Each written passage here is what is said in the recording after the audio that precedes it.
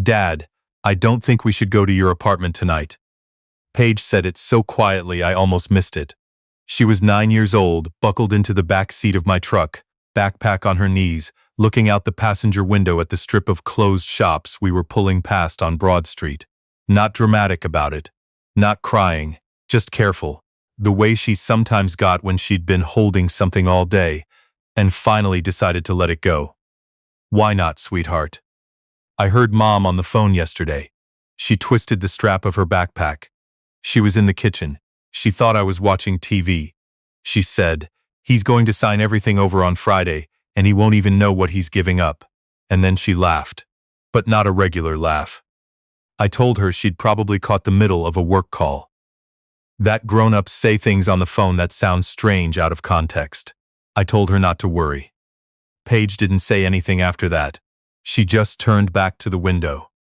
But 9-year-olds don't need you to believe them to know they're right. They go quiet. And they wait. My name is Gordon. I'm 54 years old. I spent 22 years as a facilities director for a county school district in Central Virginia, the kind of job where you spend your career making sure boilers don't explode and electrical panels don't catch fire. I'm the man who double-checks the stove before leaving the house. I notice when things are out of place. I should have noticed a lot of things sooner. Lenora and I had been married for 17 years. We'd been divorced for 2.5, separated for 3.5. The divorce had been slow and expensive the way divorces are when there's real property involved. My father had passed the year before the separation and left me a piece of land outside of Buckingham County, 46 acres he'd held since before I was born. Timber, a pond, a farmhouse that hadn't been properly lived in since the 90s. Not a fortune. But mine. My father's name, mine to carry forward. The problem was that the asset division hadn't been finalized.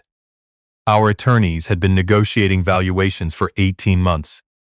Lenora's position was that the land qualified as marital equity because during a brief reconciliation attempt in 2019, I'd added her name to the deed as a gesture I'd made out of goodwill and spent the years since quietly regretting. Friday's meeting was supposed to be the settlement signing. My attorney, a patient woman named Rosalind, had spent weeks hammering out terms she called as good as we were going to get. I'd read the draft agreement twice. I thought I understood what I was walking into. Paige's voice kept coming back to me as I drove.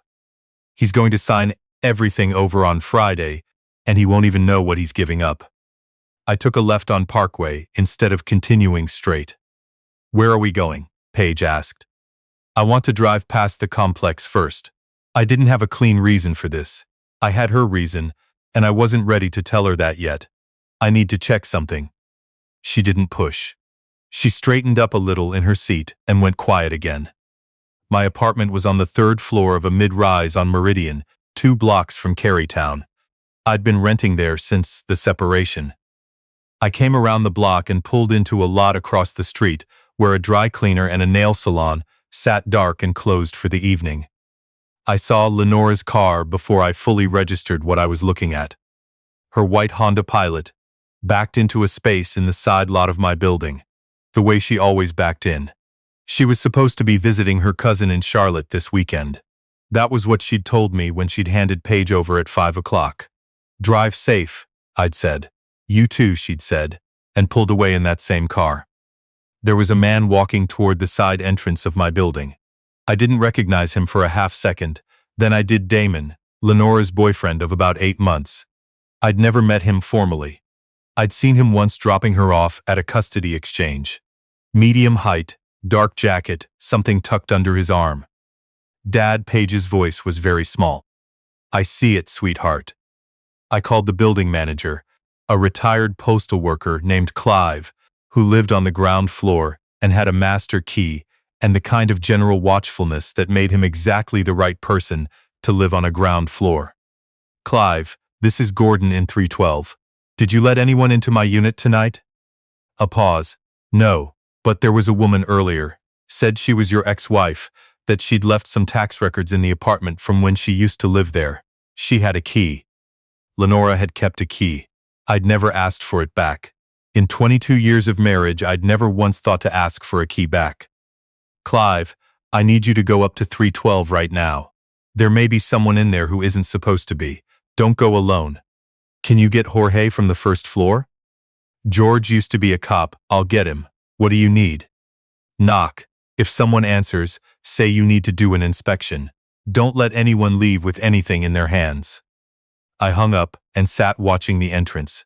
Paige had her fingers on the back of my seat, gripping the headrest, not saying a word. She has always known when to be quiet, and that night, she was the quietest I'd ever heard her. Clive called back 11 minutes later. Gordon, there's a man up here. He was going through your filing cabinet in the bedroom. He's got a folder with him. Jorge is standing with him right now. Don't let him leave. I'm calling the police. The two responding officers found Damon in my apartment, holding a manila folder that contained, as I'd learn over the following hours, 3 documents. A copy of my father's deed with my signature, replicated on a transfer addendum. An altered version of Friday's settlement agreement that was not the one Rosalind had negotiated. And a notarized authorization letter I had never in my life signed, supposedly granting consent to changes on file with the county assessor. I sat on my own couch answering questions while an officer went through my filing cabinet, with Clive watching. Paige sat in the kitchen with a glass of water, and Jorge, who had apparently decided she needed company and was very solemnly telling her about the time he caught a shoplifter at a pharmacy using only a shopping cart and his reading glasses. Here is what I pieced together over the following 2 weeks. The settlement document I was scheduled to sign on Friday was not the same document Rosalind had been negotiating. Someone had replaced several interior pages. The substituted pages reassigned the Buckingham County land, a valuation of roughly a third of its actual assessed worth, and included language transferring my survivorship rights in the timber leases to Lenora immediately upon signing. If I'd walked into that conference room Friday morning and signed without rereading every page, which I might not have done, because I trusted the process, I trusted Rosalind, I trusted that what was in front of me was what I'd already reviewed, I would have signed away the bulk of what my father left me. The man who'd prepared those substituted pages was a notary and paralegal named Hugo Terrell. He'd met Lenora through a mutual connection 8 months earlier, around the same time Damon appeared in her life. Hugo had done something similar in 2 other divorce proceedings in neighboring counties, both of which were being untangled by civil attorneys, who had eventually connected with the detective assigned to my case, a methodical woman from the financial crimes unit named Sonia, who had the particular quality of never seeming surprised by anything you told her. Document substitution in civil proceedings is more common than people realize, Sonia said at our second meeting, sliding a folder across the table toward me. It works because people trust the process. They trust their attorneys, trust that what's in front of them is what they negotiated. They don't read every page of a 50-page agreement at the signing table. I would have signed it, I said. Most people would. That's why it works. Between meetings, I did the hardest thing I've done in a long time. I texted Lenora like nothing had happened. Damon had been detained and released pending charges. Lenora hadn't been directly connected to the documents yet. She hadn't been in the apartment herself. There was no recording of her giving instructions, no text found yet linking her. Sonia told me clearly, do not tip her off. Act completely normal. So I texted her, how was Charlotte? Hope the drive was okay. Paige had a great time at the Science Museum yesterday. She texted back with a photo from what appeared to be a hotel pool. Great trip, I really needed this. Kiss Paige for me. I read that on my brother Felix's couch. Paige asleep in the guest room, and I sat there for a long time without moving. Felix came and sat beside me and looked at the photo on my screen. She's good at this, he said. There was nothing admiring in his voice. She doesn't know Damon got caught, I said. Or she knows and she's testing whether I do. Either way, Felix said, you don't blink. I didn't blink. The break came from Hugo, not Lenora. He'd processed the fraudulent documents through his legitimate business account, which left a paper trail, transaction records, correspondence, revision histories on the document files that Sonia's unit subpoenaed inside the first 10 days. Buried in Hugo's email was a thread with Lenora that left very little ambiguity about who had designed the arrangement, what it was meant to accomplish, and how far back the planning went. 6 months. The thread ran back 6 months. 6 months of Lenora and Hugo coordinating timing around the settlement schedule. 6 months of her asking exactly how the document substitution would work, whether the signature replication would hold up at the signing table, what happened if Gordon's attorney caught it. Hugo's response to that last question was the one Sonia read to me quietly in her office. We make sure it reaches him before his attorney reviews it again. He'll sign. People always sign. Sonia looked at me across the table. I need you to keep your Friday appointment. I understood exactly what she was asking. Rosalind and I had 2 days. We went through the legitimate settlement document together, line by line, and we marked it. Then we walked into the conference room on the 14th floor of a building downtown. Gray carpet, a view of the James River on a cloudy morning. And we sat down across from Lenora and her attorney. Her attorney slid a document across the table with the practiced ease of someone who had rehearsed this. I looked at the first page. I turned to page 31. The property description had been changed. I remember the exact moment I looked up and met Lenora's eyes across that table. The first time I'd seen her in 3 weeks. She was in a gray blazer, watching me with the calm expression of someone expecting a signature and a handshake. Just sign and move on. Don't notice. Don't read. This isn't the document we agreed to, I said. Her attorney said something about versions, about formatting differences. Rosalind placed the legitimate document on the table beside the one we'd just been handed, matching pages side by side, and said, "These are not formatting differences." The meeting did not continue much past that. The detective Sonia had waiting in the hallway, came in about 3 minutes after Rosalind made that comparison. Hugo had already been picked up that morning. Lenora was arrested in that conference room, in that gray blazer, in front of her own attorney. I want to tell you I felt victorious in that moment.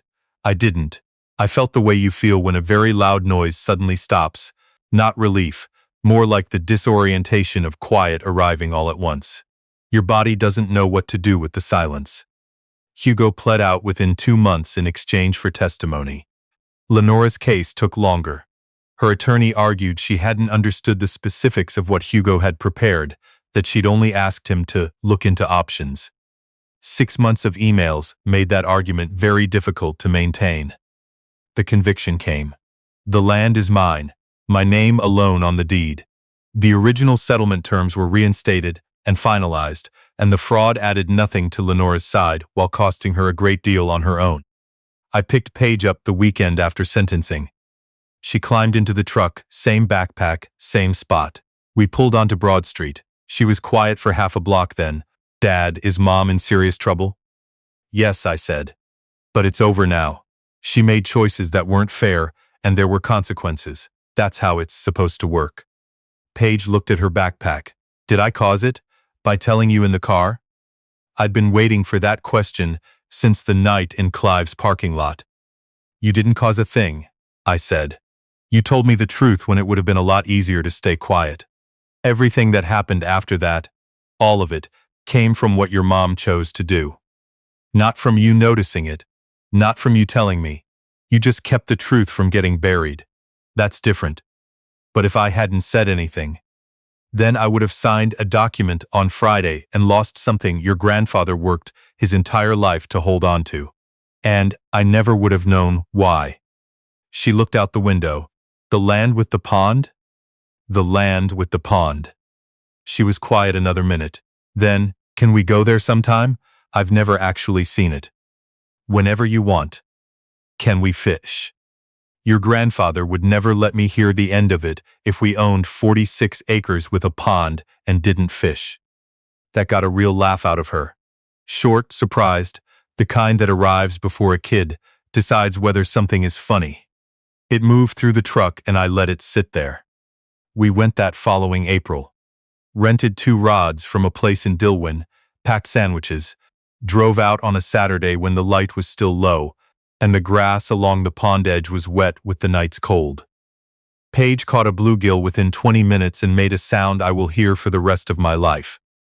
I thought about my father standing on that same bank, about the folder Damon had been carrying, about the email thread, about the conference room, and the moment Lenora understood, reading my face, that I already knew exactly what she'd handed me.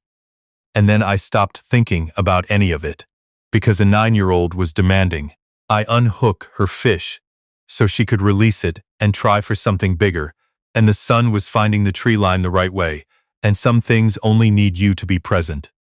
I unhooked the fish. I handed the rod back. I sat on the bank of land my father left me and watched my daughter cast a line into the water, patient, focused, completely certain she was going to catch something. She gets that from somewhere. I've decided it's from him.